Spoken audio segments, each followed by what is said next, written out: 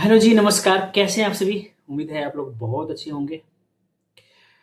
पहले आप लोग बताइए कि कितने लोग हैं जो गीता पढ़ते हैं और कितने लोग हैं जो पढ़ चुके हैं, और पढ़ते हैं तो किस तरह पढ़ते हैं और उनसे क्या आपको सीखने को मिला, और ये सब हमें कमेंट में बताइएगा ताकि हमें भी पता चले कि आप लोग पढ़ रहे हैं तो फिर किस तरह से आपको बेनिफिट मिल रहा है। देखिए, एक सबसे अच्छी बात है कि हमें गीता से जो सीखने मिला है, और इसी टॉपिक पे आज की हम लोग बात करेंगे। जो धार्मिक होगा ना, भले ही वो कमजोर है, लेकिन वो कमजोर उसे मत समझिए। अगर जो धार्मिक नहीं है वो कितना भी अगर ताकतवर है, कितना भी बलवान है, लेकिन उसको आप है जो मजबूत मत समझिए, है ना। बहुत गहराई की बात है। अगर आप धार्मिक है ना, तो सही कर्म करेंगे, और जब सही करेंगे ना, तो फिर आपको कोई हराने वाला नहीं है। चाहे आप कितना भी कमजोर क्यों न दिख रहे हो, लेकिन आप अंदर से कमजोर नहीं हो सकते। बाहरी कमजोर हो सकते हैं, लेकिन बाहरी आपको प्रेजेंट रिजल्ट दे सकता है, लेकिन फ्यूचर रिजल्ट नहीं दे सकता। और उसी तरह से अगर आप धार्मिक नहीं है, तो आप सही कर्म पे नहीं कर सकते, सही कर्म पे नहीं चल सकते। यह निश्चित है। आपको आगे चल के गड़बड़ होना ही है। भले ही आपको अभी लगे कि हम सही कर रहे हैं, हम जो कर रहे हैं सही अच्छे कर रहे हैं, लेकिन वो आपको पता है कि सही कर रहे हैं, लेकिन वो किसी के लिए हित के लिए नहीं हो सकता। और आप कितना भी ताकतवर क्यों ना हो, आप आगे चल के हार ही जाएंगे। भले ही आप है जो जीत जा सकते हैं अभी, लेकिन फ्यूचर में आप हारना निश्चित है। ये है होती है सही धर्म और कर्म के प्रति का लगाव। अब कितना भी ताकतवर हैं, लेकिन आप प्रेजेंट में जी सकते हैं, लेकिन आप फ्यूचर में आप हारने ही वाले हैं।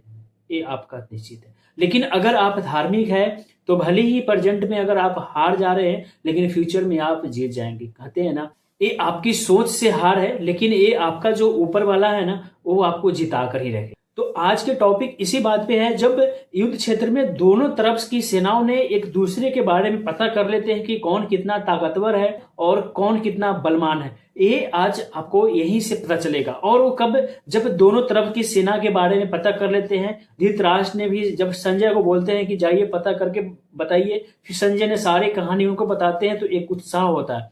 उसके बाद है जो, जब ढोल नगाड़े और शंख की दहाड़ से जब शुरुआत होती है ना, उस पे यहीं पे पता चलता है कि कौन कितना ताकतवर है और कौन कितना कमजोर है। और सच्ची जो धर्म का जो प्रति लगाव होता है, सच्चा जो कर्म होता है, वो सच्चा धर्म के साथ ही हो सकता है। इसी के प्रति आपको एक विश्वास जगेगा। भले आप दिखने में आपके, भले आप कमजोर दिख सकते हैं सामने वाले के, लेकिन आप अंदर से इतना मजबूत होंगे ना, जो आपको कोई नहीं हरा सकता।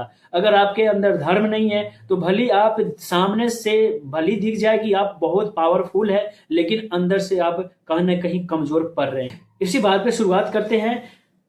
सत्र नंबर 4, अध्याय 1, श्लोक है जो 12 से 19। इसमें जितने भी वार्तालाप हुए हैं ना, इस पे हम लोग एक बात में समझेंगे। कुरुवंश के वृद्ध पितामह ने सिंह की दहाड़ के समान गरजकर शंख बजाया। इसके पश्चात ढोल नगाड़े, व्यूल तथा नरसिंह आदि एक साथ बज उठे। वह स्वर बड़ा भयंकर हुआ उनकी तरफ से।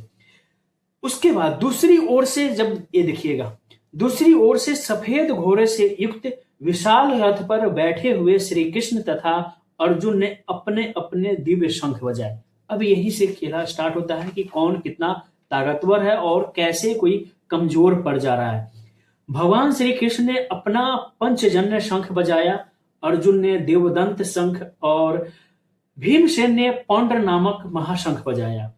इसके साथ साथ द्रौपदी के पांचों पुत्र तथा सुभद्रा के महाबहु पुत्र आदि सबों ने अपने अपने शंख बजाए, और उस भयानक आवाज ने आकाश और पृथ्वी को भी गुंजाते हुए धृतराष्ट्र के पुत्रों के हृदय विदीर्ण हो गए। अर्थात गुंज से उन सब की साहस कांप उठा और आत्मा तक सिहर गई।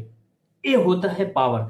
जब श्री कृष्ण का जब शंख बजा, तो सारे के सारे दम ठहाकर आ गए। भाई ये क्या है, ये कौन सा शक्ति है, ये कौन सा आवाज है, ये कौन सा गुंज है। जब बजा तो फिर विपक्ष का हालत बहुत गंभीर हो गया। फिर उनका साहस कमजोर होने लगा, हृदय पूरा ये हो गया कि अब क्या, ये क्या है। ये होती है सच्ची धर्म और सच्ची कर्म के लगाव के प्रति। इसका कारण है स्वयं पांडव और भगवान श्री कृष्ण में उनका विश्वास। ये होती है विश्वास। जब आपके अंदर धर्म के प्रति जब आप चलेंगे ना, तो आप में एक अलग विश्वास होगा कि नहीं, हम जो कर रहे हैं ना, हाँ अब सही है, और ये कर्म है जो आगे चल के विजय ही लाएगा। भले ही हम सबके सामने कमजोर दिख रहे हैं, लेकिन अंदर से जो मजबूत है ना, वो कोई हरा नहीं सकते। क्योंकि परमेश्वर की शरण ग्रहण करने वाले को ही किसी प्रकार का भय नहीं रह जाता, चाहे वह कितना ही विपत्ति में क्यों ना हो। ये होती है सच्ची धर्म के प्रति लगाव और सच्ची परमेश्वर के प्रति लगाव। अगर आप परमेश्वर के प्रति अगर लगाव है, सच्ची अगर कर्म के साथ चलते हैं, तो फिर आपको हराने वाला कोई नहीं हो सकता। और आप कितना भी कमजोर दिख जाए, लेकिन आप कमजोर नहीं हो पाते हैं। ये होती है। तो आप लोग भी क्यों कमजोर पड़ रहे हैं, क्यों कमजोर होकर बैठे हैं? है आपके अंदर वो ताकत, है अंदर वो साहस, लेकिन उस चीज को जगाना पड़ेगा। वो जगाने के लिए बस सीखिए आप, कम से कम है जो गीता उठाइए। उसके बाद यहाँ पे काफी लोग हैं, बस श्री कृष्ण को मानते हैं, प्रेम करते हैं, खूब दिल से प्रेम करते हैं, लेकिन उनकी विचारधारा को एक शब्द भी नहीं सुन पाए और एक श्लोक पे भी नहीं चल पाए। ऐसे बहुत है, लेकिन वो सच्ची धर्म नहीं है, वो सच्ची नहीं है प्रेम। ऐसा कैसा प्रेम, जिससे आप प्रेम कर रहे हैं उसकी बात नहीं मान रहे, उनकी विचार पे नहीं चल रहे, ये कैसा प्रेम हो सकता है?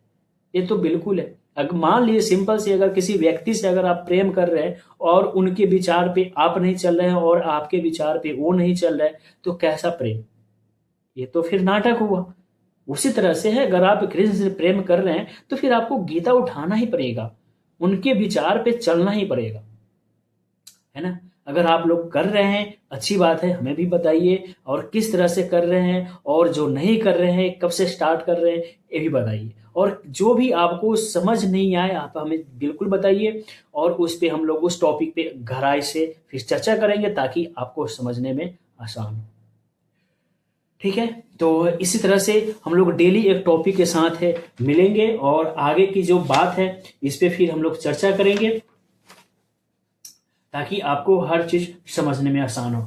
ठीक है, और आप लोग जरूर से जरूर यही बोलेंगे कि आप गीता स्टार्ट कीजिए, और फिर सिर्फ दिखावा का प्रेम नहीं कृष्ण से, आप सच्ची प्रेम का लगाव रखिए। धन्यवाद।